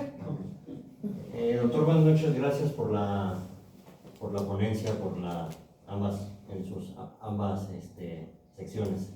Respecto a la segunda de el derecho ambiental, mencionó 4 temas de frontera y los 2 primeros son claramente jurisdiccionales. El 3 y el 4 no necesariamente, tiene que ver con medios, políticas públicas, derecho internacional, que si bien es jurisdicción, pues no lo es como tal. ¿Qué pasaría en el escenario de la reforma judicial en la que estamos, que llegaran nuevos juzgadores afines al poder, como puede suceder, y entráramos en un periodo de deferencia al poder legislativo o al poder ejecutivo, por lo menos federal, y que este tipo de jurisdicción administrativa en todas sus variantes, penal administrativa en todas sus variantes, pues entrábamos como en una especie de deferencia donde fuera más difícil ganarle a la autoridad? ¿Puede existir el derecho ambiental sin este componente no de administración de justicia, porque juicios van a haber, no sé si me explico, o sea, este tema de deferencia me va a ser más difícil ganarle al gobierno, ¿no? O sea, ya no va a ser cómo hace el juez para cumplir la sentencia, sino cómo hago yo para ganar ese amparo, para acreditar ese interés. Eso por un lado. Y me extrañó que en el tema internacional no mencionara, porque no sé si yo estoy mal, el tema del daño transgeneracional, o no sé cómo se le dice. Sí, sin lugar a dudas. El daño, porque Futuras generaciones. Porque digo, la violación de los derechos de futuras es correcto, generaciones. porque menciona usted que el daño ambiental no conoce fronteras, tampoco conocería generaciones, o incluso la generación afectada ni siquiera seríamos nosotros, seríamos la siguiente.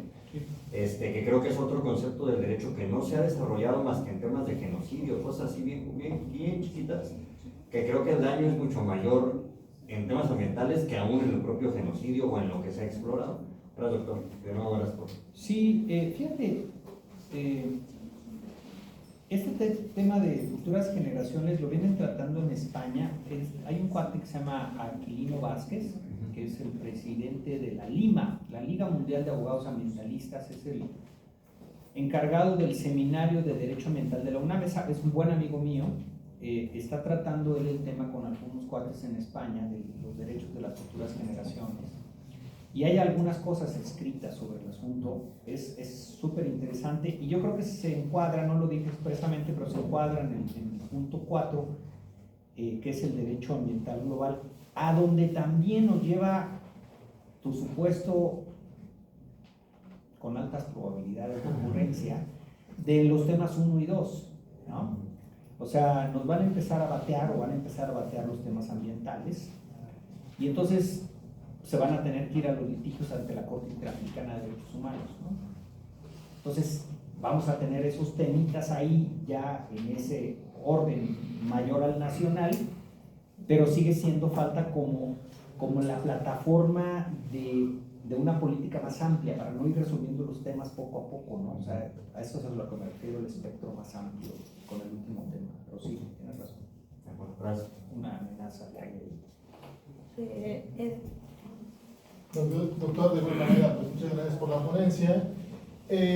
Respecto de los primeros 2 temas también, hablaba acerca del interés en los medios jurisdiccionales, entonces, como tal jurídico, luego legítimo y como por universal, también acerca del medio ambiente como un derecho propio, que debe ser reconocerse como tal, pero ¿hacia dónde vamos? En el sentido de por qué seguimos esta vía de un corte quizá más antropocentrista, utilitarista, respecto de lo que a nosotros nos interesa, lo que es bueno para nosotros como seres humanos, y por qué cuál sería la diferencia, o por qué no tomar quizá como base lo que ocurre en Ecuador con la naturaleza, el reconocimiento de la naturaleza como sujeto de derechos, o en su caso, el caso colombiano, de un río, Atrato, donde también se reconoce como sujeto de derechos. ¿Será que están peleados? ¿Será que es más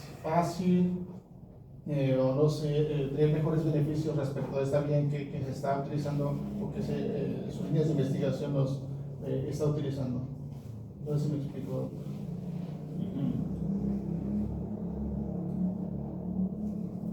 A ver, dos cosas. Planteo, cuando se empezaron a discutir los temas de la globalización, estaba el sistema capitalista y estaba el sistema de la socialdemocracia europea.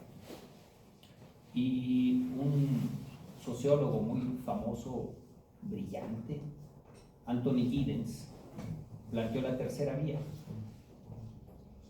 Yo creo que era un planteamiento extraordinario. Era un planteamiento de buena fe. O sea, un planteamiento de, oigan, a ver, pues, vamos a organizarnos, ¿no? O sea, ni para acá, ni para acá, vamos a construir para acá, por así. ¿Y qué ha pasado?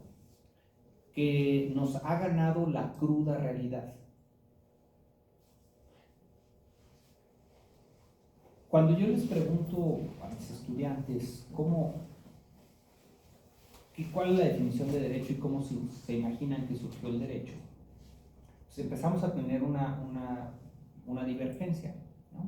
O sea, hay quien me dice, no, pues el derecho es un conjunto de normas bilaterales, heterónomas, coercivas. ¿Cuál es la otra que me falta? Externas, para regular la vida del hombre en sociedad, generar la armonía y la paz social. Está padre, está bien. Entonces el derecho surgió como un acuerdo, ¿no? Contrato social de Rousseau. Está padre. Está romántico, les digo, está romántico. Yo no me lo imagino así. Yo me acerco más a la definición de Carlos Marx del derecho. El derecho es el instrumento de control del grupo en el poder. Y ya. ¿Por qué estamos sufriendo la reforma judicial hoy? Porque es un instrumento de poder. Y el derecho está asociado con el poder. ¿Y por qué la reformamos en el 94 para permitir el voto de la iglesia? Pues por el poder, porque vino el Santo Padre y le dijo a Salinas, México siempre fiel, y oiga, señor Papa, ¿qué puedo hacer por usted en una cena? Le dijo, pues a ver, pues reforma la ley, o sea, no puedes pedir que te dé la bendición, que venga aquí a hacerte el paro y tú no nos das chance, a ver. La Constitución, dice Ferdinand Lasalle, se mueve de acuerdo a los grupos de poder. Las reglas del juego se mueven de acuerdo a los grupos de poder, a los factores reales de poder. Entonces yo me imagino el derecho, estaba más grandote y tenía un mazo más grande, le daba unos cocolazos a los otros y los aplacaba, hasta que se juntaban 6 chaparritos y le decían, a ver, ya, párale, pues si no, los 6 a ver, y todas las reglas, ni temas con nuestras mujeres, ni con nuestra comida, y empezaron así a fijarse las relaciones de derecho como un equilibrio de poder. Entonces yo no puedo ver disasociado, y lo dice Bobbio, el derecho y el poder, no, son juntitos. Entonces cuando me dice, oye, ¿por qué las cosas no son así? Pues está padre, o sea, necesitaremos como una generación de personas bien intencionadas, de unos superhombres con de buen corazón, que vieran por la humanidad para construir. Pero lamentablemente cuando vemos los casos de Putin, y cuando vemos otros aquí cerquita, y otros acá, y otros acá, dices, no, a ver, es que eso no ocurre. Eso no ocurre. Hay procesos de dominación. Entonces, cuando no tenemos esas normas del derecho ambiental internacional que protejan lo que desearíamos que protejan, entonces tenemos que considerar el derecho como los estándares mínimos, ¿no? Y empezar a pelear por ellos. ¿Podría haber mejores escenarios? Sí, claro, si tuviéramos unos gobernantes o tomadores de decisiones con un alma más noble, ¿no? O más colectiva, o con menos intereses a sus alrededores, ¿no? Pues es un problema filosófico bien complicado, pero traté de dar una visión muy apretada de por qué no, pues, o sea, y no podemos dejarlo solo a la buena voluntad, ¿no? es bastante más profundo, pues, ¿no? Y lo que nos queda es accionar los mecanismos de defensa o de estándares mínimos que tenemos a la mano, ¿no? Hablaba con una jueza hace rato, que fue mi estudiante de doctorado, y dice, es que no sé a qué me voy a dedicar y tal. Y le dije, ¿qué te tocó? ¿Bola negra o bola blanca? Dice, no, me tocó al 25, dice, pero dijeron que había 8 mujeres que estábamos en lactancia. Yo fui de las 8, dice, entonces hasta el 27. ¿No? Entonces dices, hijo, pues, ¿qué cosa? ¿Qué está ocurriendo? ¿No? O sea, en fin, el poder. Así es. Adelante, compañera Isa. Doctor, buenas tardes. Muy ilustrativas siempre sus ponencias. Mi pregunta va a ser muy concreta. El planteamiento que hacen del interés universal me parece magnífico el término, y preguntarle directamente, yo sé que el concepto nace de su derecho ambiental, pero aparte del derecho ambiental, ¿qué otro derecho o derechos consideraría usted que pudieran caber en esta categoría de interés universal para la ejecución procesal? Porque al menos en la narrativa de lo que estamos comentando, el tema siempre es la ejecución procesal, es el como sí o sí, lo vas a reparar, lo vas a sostener y lo vas a convertir en sostenible. Le dice a tu amiga Claudia que le eche porras. Yo sé, no se va a pedir el peco, ya me había comentado. Ese lo escribí con ella. No, ya habíamos hablado del tema con yo creo que en todos los casos en donde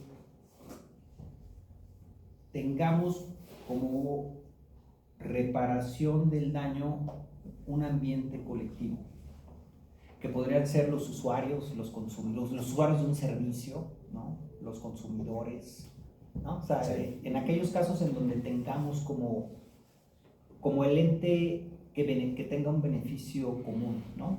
Yo creo que ahí podría caber muy bien el concepto, ¿no? Y hay que desarrollarlo, ¿no? O sea, realmente hay que echarle lápiz ahí. ¿Sí? Gracias. Gracias, doctor. Ahora pasamos con el compañero Abimael. Gracias, doctor. Buenas noches. También, al igual a ustedes, a mis compañeros y compañeras, agradecerle por su ponencia. Yo le soy sincero, yo no había escuchado el término interés universal, a mí me llama mucho la atención. Igual si nos pudiera explicar un poquito más cuál es su contenido, sobre todo porque en las jurisprudencias o más bien tesis que desarrolla la Corte en torno al interés legítimo y al jurídico, que las empieza a desarrollar justamente a raíz de esta nueva ley de amparo que introduce esta figura del interés legítimo, la Corte utiliza también otro, para ejemplificar en qué consiste ese legítimo, utiliza otro concepto que le llama interés simple. ¿Ese interés simple es el mismo que el universal? No, mucho menor, mucho más reducido el simple. Porque el simple es más reducido que el legítimo todavía. Sí, es correcto, así es, de acuerdo justamente a la interpretación que hace la Corte en relación con estos conceptos. Mira, si quieres dile a Isabel ahí al rato contactamos ese paper está en mi página, no me acuerdo cuál es exactamente, pero lo identificamos al rato y lo compartimos. La verdad es que no esperes mucho, que soy honesto, o sea, no puedo decir ya descubrimos el tema, no, en realidad solamente dejamos anotado el asunto, ¿no? Es una plataforma en donde dejamos un asunto ahí anotado, ya está publicado, y dijimos, no, a ver, este tema tiene que desarrollarse más. Y nos hemos ido metiendo en otras cosas y tal, y no lo hemos desarrollado, pero sí creo que está bien interesante. Y si ustedes tienen interés, pues hay que ayudarnos a desarrollarlo. Digo, hagan ustedes sus papers o lo que sea, o discutimos, o hacemos una mesa o algo, pero el tema creo que da para mucho. Gracias. Sí. Adelante, compañera Gina. Gracias, buenas noches, gracias por la charla. Doctor, nos habló de daños globales, de la cuestión de que es una cuestión en las que estamos inmersos todos, ¿verdad? Una cuestión ecológica. Pero a mí me llama la atención y la pregunta es, ¿qué papel juegan los derechos de las comunidades locales? O sea, Tren Maya, la cuestión del aguacate, yo aumentaría la berry o la cuestión del agave, que también ha sido algo poco estudiado, en la formulación de leyes ambientales y cómo puede garantizarse estos derechos en situaciones donde los intereses económicos son predominantes? Esa sería mi pregunta. Fíjate que los primeros acercamientos del derecho ambiental están asociados con comunidades locales. Entonces hay un montón de resoluciones de la Corte Interamericana sobre comunidades indígenas. Y de hecho, el caso Laca-Honja tiene que ver con eso, la opinión consultiva 23/2017 también, que tiene que ver con el entorno para el desarrollo de sus actividades tradicionales, ¿no? Pastoreo, etcétera, el agua, la difusión del agua, los bosques y todo ese tema, ¿no? Se ha implorado muchísimo el convenio de la OIT en 1967 también, como 1969, como un tema fundamental, ¿no? Por la vulnerabilidad de los grupos indígenas y tal, ¿no? Consulta previa. Las consultas previas y todo ese rollo, ¿no? Y entonces yo tengo un argumento ahí, también suelto, en donde digo, no, a ver, espérate, creo que es en el tema del interés universal, o en otro. La reflexión que hago es, a ver, espérame, es que esos grupos son vulnerables y entonces hay que protegerlos. Pero yo, que vivo en una ciudad, que tengo estudios de licenciatura o más, lo que sea, también soy vulnerable. Soy vulnerable ante el cambio climático. Soy vulnerable ante los desastres naturales. O sea, ¿por qué vamos a proteger solamente a unos grupos y al resto no? O sea, todos nosotros somos vulnerables. O sea, son temas que nos trascienden de una manera abrumadora, ¿no? Entonces, yo creo que tiene mucho sentido la protección de las comunidades locales. Yo creo que son argumentos fuertes, pero cuando hablamos de estos efectos que se están generando de daños ambientales, Gina, ya sucede que toda la comunidad somos vulnerables, ¿no? En realidad. Y por eso hay que buscar protegerlos, ¿no? O sea, hay que buscar protegerlos y generalmente nos toca buscar protegerlos en contra de intereses muy poderosos, ¿no? Imagínate en contra de los aguacateros, ¿no? O sea, imagínate ese caso de una película de esta chica muy guapa que,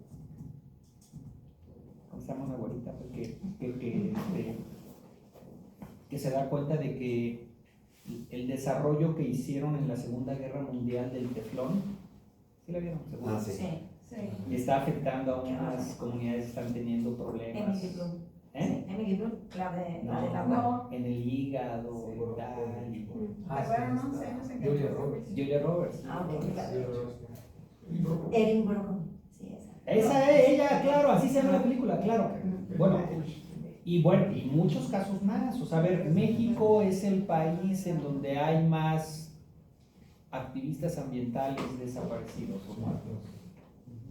Entonces, ¿qué pasa? Pues que te enfrentas con cuates que quieren seguir usufructuando, dominando, controlando, explotando los recursos naturales, ¿no? Oye, pero espérate, son de la comunidad, son de todos, ¿no? Sí, pues, pero los quiero para mí, apropiarme para mí, porque representan ganancia económica, ¿no? Entonces, son temas bien complicados, todos los ambientales. Y yo creo que por eso la responsabilidad social, quienes estamos en esto, pues hay que seguirla ejerciendo y hay que tratar de ayudar en todos los casos que se puedan ayudar, ¿no? Que a final de cuentas resulta un absurdo que a veces la gente con una cerrazón o con una visión de corto plazo o con una avaricia no entienda que puede estar mejor si hace pequeñas inversiones y cuida a los prójimos, ¿no? Pero a veces es tanto el tema de la avaricia que no sé, los ciega o no se los explica, ¿no? ¿No? Todo el mundo podría estar mejor. Muchas gracias. Sí. Doctor, ¿tenemos espacio para una Sí, sin pregunta? problema, sin problema. Ok, entonces adelante, compañera Pepsi. Gracias. Otra vez, buenas noches. A mí entenderá que no soy jurista, por lo tanto me quedan como que algunos huecos Sin embargo, lo que usted nos ha expuesto me recordó mucho el caso chileno sobre el vino y el aguacate, donde la población tenía que pagar por el derecho al agua. Y a mí me genera una duda en particular debido al propio contexto mexicano, sobre todo con estos grupos de poder no legales, que sí intervienen mucho en el cambio climático perjudicial para el resto de la población.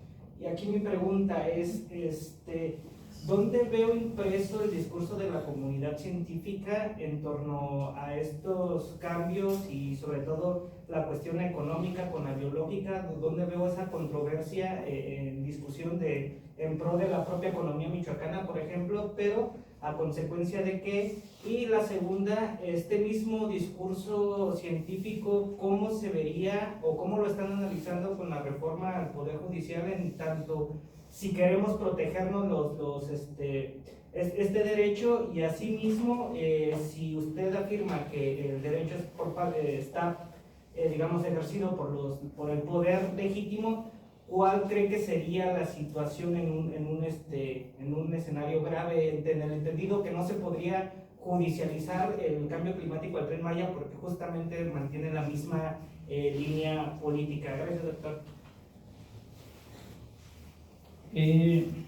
A ver, es que tomas algunos elementos que no me cuadran. Por ejemplo, ¿dónde está el discurso político de los científicos? No hay discurso político de los científicos, es un discurso científico, pero realmente no sé siquiera se alcance a entrar en esa etiqueta de discurso, ¿no? O sea, yo creo que los científicos están haciendo lo que tradicionalmente hacen, que son estudios, que son papers, y sigue la producción de documentos y sobre muchos temas, ¿no? Obviamente lamentablemente no se les da difusión. O sea, yo creo que sí, una de las grandes fallas del CONACYT es no vincular la generación del conocimiento con el poder público.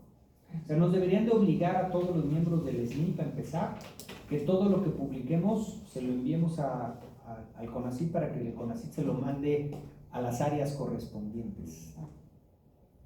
Y nos llamen, nos digan, oye, a ver, tú estás medio loco, estás poniendo esto y esto, a ver por qué, a ver, pues por esto, no, a ver, está bien, nos hacen caso, no nos hacen caso, ¿no? Pero ahí está, ¿no? Entonces, pues, tienes una producción importante, pero que no se llega a publicitar. Pero en el inter de esos grupos fácticos y de esos científicos, pues está lo que es el poder público, ¿no? O sea, las autoridades, qué rol están teniendo, ¿no? Sobre estos asuntos, ¿no? Entonces, híjole, yo veo ahí una brecha importante que no se está cubriendo. Y así como Adam Smith pensaba que hay una mano invisible en el tema del mercado, yo creo que muchos de los mecanismos del mercado están ayudando para estas concepciones de buena fe, ¿no? O sea, por ejemplo, los acuerdos que está tomando la Comunidad Económica Europea para restringir algunos productos que no cumplan con ciertos estándares ambientales está creciendo y tienen temor de que el aguacate entre en el próximo paquete de productos, ¿no? Hasta ahora los compradores en Estados Unidos no están, digamos, tomando medidas más severas sobre el tema del aguacate, pero yo sinceramente te digo que no pasarán 8 o 10 años a que lo hagan. O sea, no hay manera, el mundo está cambiando, los efectos al cambio climático están siendo muy claros, el tema de la deforestación está en el capítulo 24 del TECMEC. Entonces, más tarde que temprano, pero ahí están los temas y son esos mecanismos reales de mercado, digamos, los que van acotando los impactos que se están generando en las producciones, ¿no? En el caso del acero, del aguacate, etc., ¿no? Lamentablemente el discurso político y los actores locales no dan para más, o sea, no dan mucho, pues, ¿no? Pero creo que los mecanismos tenderán a venir de otras instancias, ¿no?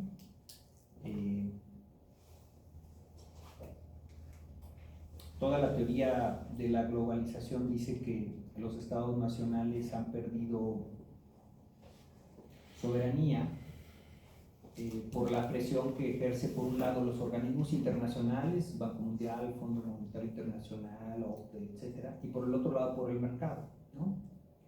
Y que hay unos casos de excepción con experimentos sociales, ¿no? Entonces nos dejan un rato, ¿no? Es la hora del recreo y hacemos como lo que queremos, pero esto no sucede mucho, ¿no? No creo que suceda mucho. Cuando nosotros analizamos, por ejemplo, a ver, puedo tratar de ejemplificar esto con un caso y luego darles mi opinión de ahora, pero cuando México desarrolla su modelo de desarrollo que se llamó modelo de sustitución de importaciones, el milagro mexicano, de los años 40 a los 70, que crecimos a tasas como las que hoy está creciendo China, 7, 8, 9, 10%. Pudimos hacerlo, entonces dijimos ya no compramos a nadie y nosotros lo hacemos, está bien. Pero pudimos hacerlo en muy buena medida porque Estados Unidos estaba ocupado en reconstruir Europa, después de la Segunda Guerra Mundial, y en reconstruir Japón. Y cuando Estados Unidos ya acaba ya, y empieza a tener excedentes, voltea a México y dice, a ver, pues, ábrele pues, ¿por qué van mis productos? No, pero ¿qué? No, pues ahí te van, ¿no? Entonces nos dejó jugar con 30 años o 20 tantos años a la hora del recreo, ¿no? Yo creo que lo que ha pasado reciente, ¿no? Es que nos están dejando algunas cosas, pero y el cambio de gobierno que va a haber en Estados Unidos en las 2 semanas que entras o tal, pero yo creo que las cosas van a tomar, o sea, algún acomodo, ¿no? O sea, distinto. Eso es por lo menos eso es lo que marca la historia, ¿no? El 68, que no fue casual. Si revisamos el siglo XIX, cuando vemos las 3 constituciones políticas liberales y las 3 constituciones conservadoras, y vemos que detrás de los liberales estaban los masones, y vemos que detrás de un rito yorquino el otro, y que detrás de los otros también estaban los masones. Napoleón, no es Guzmán, es otro Napoleón, hace una reseña del siglo XIX con los sucesos que van pasando en México y la intervención de Estados Unidos a través de estos grupos. Cuando vemos que los revolucionarios Madero y otros iban a Estados Unidos por armas y por dinero, cuando vemos muchísimos momentos de la historia mexicana y sabe, pues, es que como que nos dejan jugar a la hora del recreo, ¿no? Pero luego, o sea, hay una serie de mecanismos que controlan muchas de las decisiones, ¿no? Hoy quizás es el control a través de los procesos para el crimen organizado, ¿no? Yo creo que el tema del Mayo nos trae de cabeza, ¿no? Sorprendente la manifestación de la Fiscalía General de la República, ¿no? De que todo fue una mentira, un fraude, un montaje, ¿no? Entonces, y lo digo porque esos temas internacionales o de Estados Unidos finalmente impactan muchas de las decisiones en México. Entonces, yo creo que impactarán, ¿no? Incluso yo sigo sosteniendo la idea de que debe de haber sensatez en el tema de la reforma judicial. O sea, a ver, sí había nepotismo, sí había influencia, sí hay unos magistrados y jueces que se han enriquecido, ¿no? Etcétera, ¿no? Pues controlemos eso, ¿no? O sea, debe de haber sensatez, porque a donde estamos queriendo, no nos lleva a ningún lado, ¿no? Es como la primera decisión que se tomó en esta administración. Oye, es que encontraste que 3 guarderías no funcionaban bien y cierran las 500. No, de a ver, resuelve, ¿no? O sea, pon reglas, ¿no? O sea, es como un estilo muy complicado de dominación. Yo creo que en el fondo es un tema de dominación, ¿no? Las gasolinas. Y entonces en este proceso de globalización parecería, hay quien sostiene que en realidad se acabó la era de las ideologías. La ideología hoy es relevante en tanto que representa la toma de decisiones para satisfacer una decisión que finalmente tiene un impacto en el bolsillo o en los intereses de una persona o de un grupo de personas. Y para eso sirve la ideología. Fuera de eso, son los mercados los que dominan, ¿no? Y habría quien diría que los mercados no les importa las decisiones que se toman en lo político siempre y cuando estén garantizadas sus inversiones, ¿no? Pero hay muchas decisiones que se impactan porque los procesos democráticos, porque digamos que el libre mercado es la cara económica de la democracia política, pues, ¿no? O sea, es el mismo mecanismo. O sea, en la democracia tú tienes la posibilidad de elegir a los candidatos que tú quieras, para el puesto que tú quieras, del color que tú quieras. Y en el libre mercado vas y ves un pasillo lleno de galletas y dices, a ver, yo, ¿qué galletas quieres? Pues las que te cumplan tu expectativa, ¿no? De chocolate, de vainilla, dietéticas, etc. Y hoy en el libre mercado tú vas y escoges el producto que tú quieras, ¿no? El mejor producto al mejor precio, de acuerdo a tus fines. Entonces son dos sistemas que en realidad son complementarios, ¿no? Y cuando decimos, no, es que este régimen es diferente, no, a ver, ¿en qué es diferente? Yo sigo yendo a comprar a Costco. Es el libre mercado. Yo sigo yendo a comprar a Costco, tú también. ¿Sí? Ah, tiene un componente social. Sí, tiene un componente social. Más importante, sí. Está bien, nada más. Pero es el neoliberalismo. O lo que llamaría Carlos Salinas de Gortari, que es brillante, la democracia republicana o liberalismo social. Primero le llamó liberalismo social y luego sacó un libro que se llama Democracia Republicana. Pero es lo mismo, es, a ver, el mercado sí, pero con componentes sociales más fuertes, ¿no? Y entonces, creo que el 70% de la producción agrícola de México está controlada por empresas transnacionales. A ver, cálale, ¿qué vamos a hacer sin eso, no? No hay manera, pues sí. Entonces, yo creo que tengo fe todavía de que las cosas van a poderse componer un poquito. Digo, hoy me amanecí muy optimista. Vi esa noticia, vi tres noticias, ¿no? Vi la noticia de que el secretario de Salud dijo que... vi la de Sinaloa. Dije, la fiscalía. Luego la del secretario de Salud, que dijo que no es cierto, que sí estamos un poco lejos de Dinamarca. Que tenemos problemas, bueno, ya alguien sensato.